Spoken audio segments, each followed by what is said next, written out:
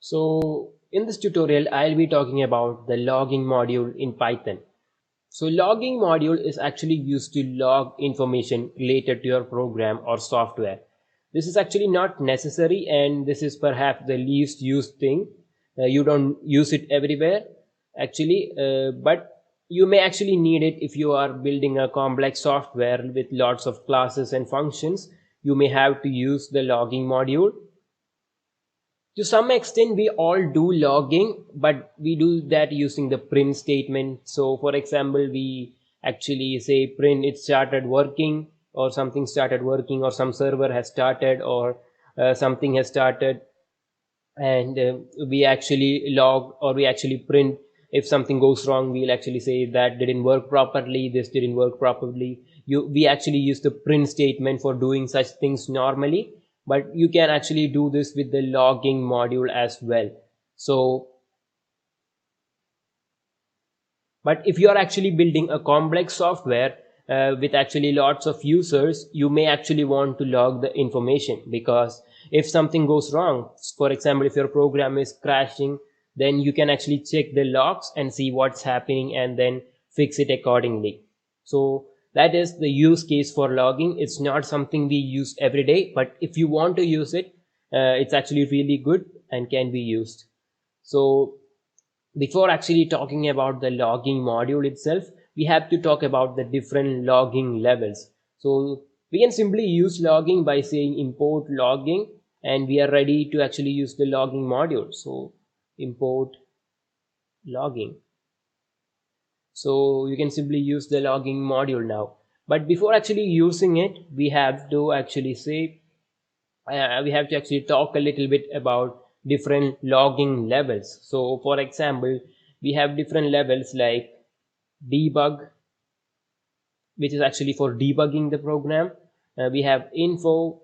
It actually helps us providing the info about the software. For example, something started working, something has stopped working, such things, basic infos. Now we also have warning. So this is actually something that can go wrong in the future if it is not looked into. So we may need to actually look into it and see what is happening, what is causing the warning, and maybe fix it, or else it can be a problem in the future.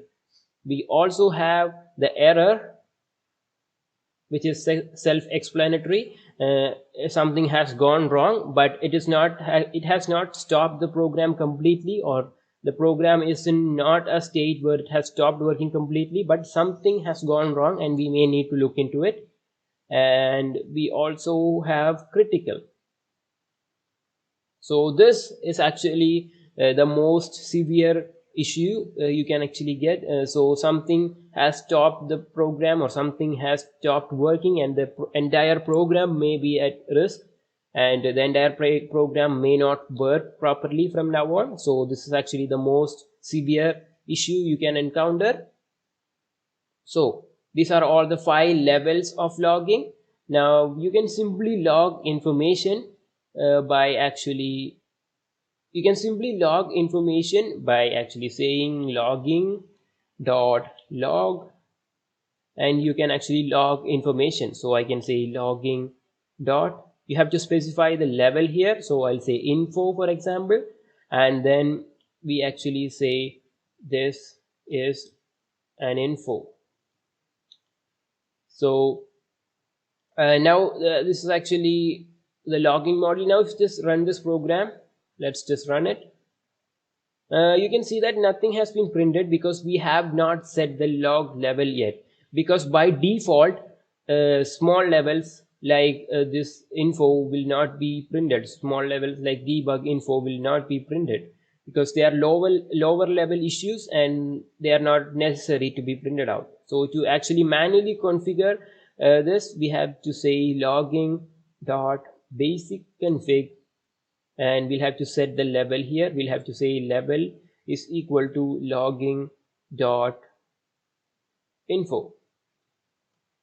Now if we just run the program, yeah, we have actually the info printed. So now what will happen is everything below info will be printed. So info, warning, error, critical, all will be logged, but debug will not be logged.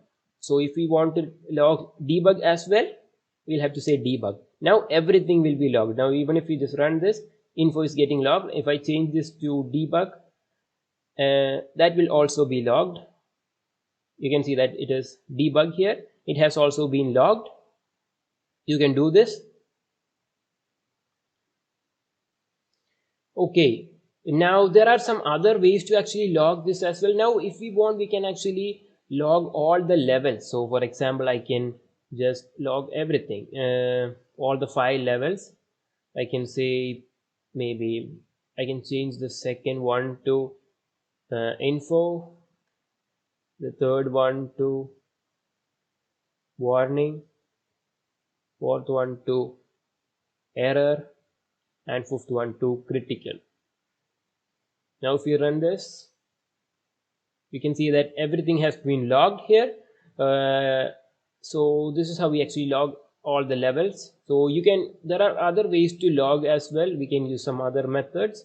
So I can actually say, for example, okay, so if I run this, you can see that everything has been logged and the name for the logger is root. Here it is root, and we can actually change that as well. We can actually say logger is equal to logging dot get logger, and we specify an logger name here. I'll say test logger, and instead of doing this, we can actually say we don't need this anymore. We can say logger dot log, and we can actually set the level and everything here. So instead of log, we have to actually say logger dot debug, and we can specify our message here. So we can actually say debug.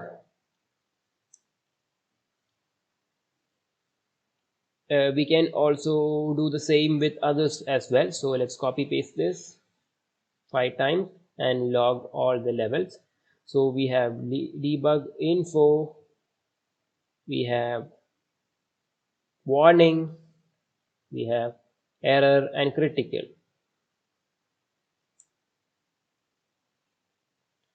So this is everything. So yeah, if I run this, you can see that our logger name has changed to test logger. It was root before, now it has been changed to test logger, and you can do this as well. We can also log into a file, because in the real world we just don't print it in the terminal. We log into log files and then later we actually take a look at them. So log files have a .log extension at the end. So to actually log our information into the file, we can actually say we can actually come here and we'll say file handler is equal to logging dot file handler, and now we have to specify the name for the file. So we'll just specify a normal file name here, logfile.log, for now, because we shouldn't actually name our file like this. We should actually name it ideally, or actually we'll just look into it later. For now we are just calling it logfile.log, and then we'll have to set the level for logging. So we need to actually set a level in which we want to actually log into the file. We don't want every information in the file, that will be confusing. So we'll say dot set level, and we'll set the level to logging dot warning. So we'll take only actually we'll say warning. Okay, so we are only taking everything from warning. So warning, error and critical. Info and debug are not needed for now. So now we have everything. We just need to say one more thing to actually finish this. We'll say file handler, sorry, we'll have to say logger dot add handler, and we have to actually add we have to pass in the file handler here, and that should be enough. So here I'm actually logging everything, including debug info, but in the file we will only have the everything after warning. So we'll only have warning, error and critical. We won't have this. So let's just run it and see what happens. So as expected, we are actually getting all the log levels in our terminal. So if I just take a look at the file, we can see that I haven't actually changed the name here. So let's just change the name. I'll say info, and we'll say warning, we'll say error, and we'll say critical. And let's see, let's just remove this. We don't need this. And if I run this again, everything is printed here. So if we just look at here, we only have the warning, error and critical. We don't have the debug and info here because we have set it to log only everything after warning. So higher level after warning, error and critical in this case. Okay, so now let's see how to name our file efficiently. So here we have a file named logfile.log. This is not really good. So what will happen here is we'll have a big log file with a lot of information. We may not know when it actually happened. So to actually log it into a file with the date name. So the file name should be according to the day. So to actually do that, we don't need this. We need to actually say we need to actually import datetime. We'll actually say uh, today is equal to datetime dot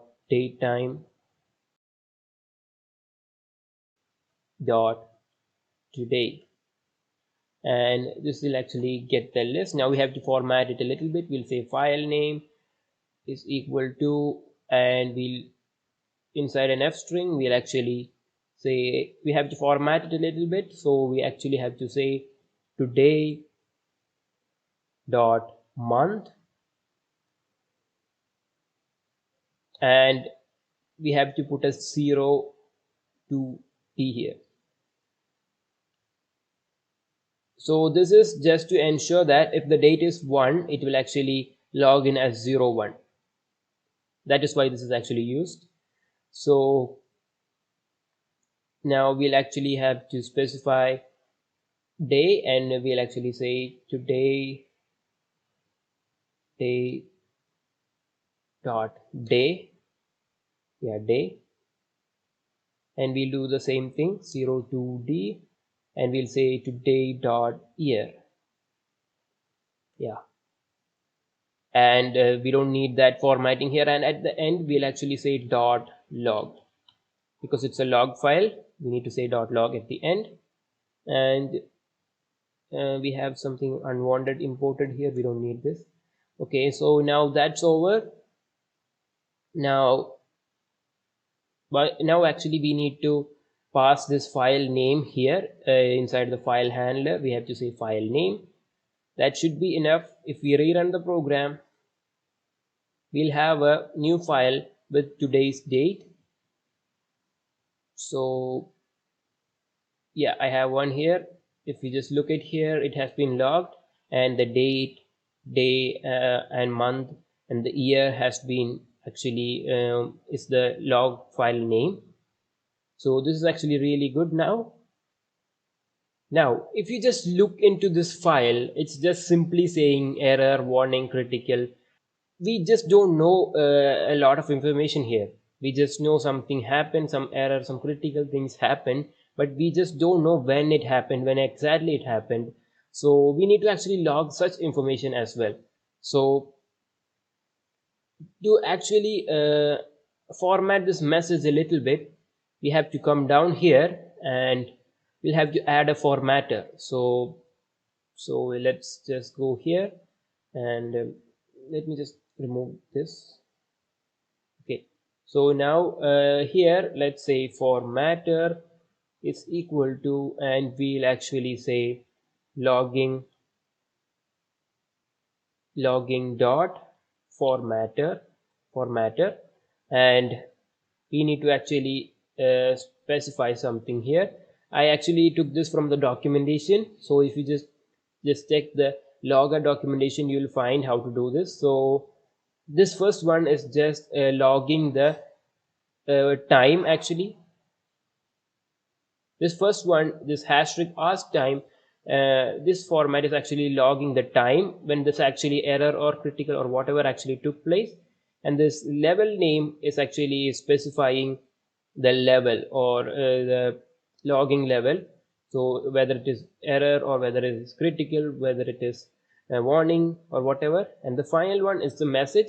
This is actually printing, or this is actually adding the message. So okay, after doing this, we have to actually say file handler dot set formatter, and we'll have to pass in the formatter variable. Now we are actually done. This is actually logging the time the error happened, and this is the logging the level name, and this is actually logging in the message. So if we run this, and if I just take a look at the log file, this is actually a much better log file. We have the exact time this actually took place, and we have the error level, and it's even color coded, and we have the message at the end. So this is how you actually log information into in Python actually. So for example, you can actually use logging when you actually use the try and except block. So in try and except block, you are actually expecting something to get failed. So maybe I'll try something, and if that goes wrong, in the except block we can actually log some information. We can say logger, we can actually say logger dot whatever we want, and log that information into the file. So this is what logging is used for. I hope you understood what logging is and how to actually use it, and you can actually use it in a program of yours and try it. So that's it.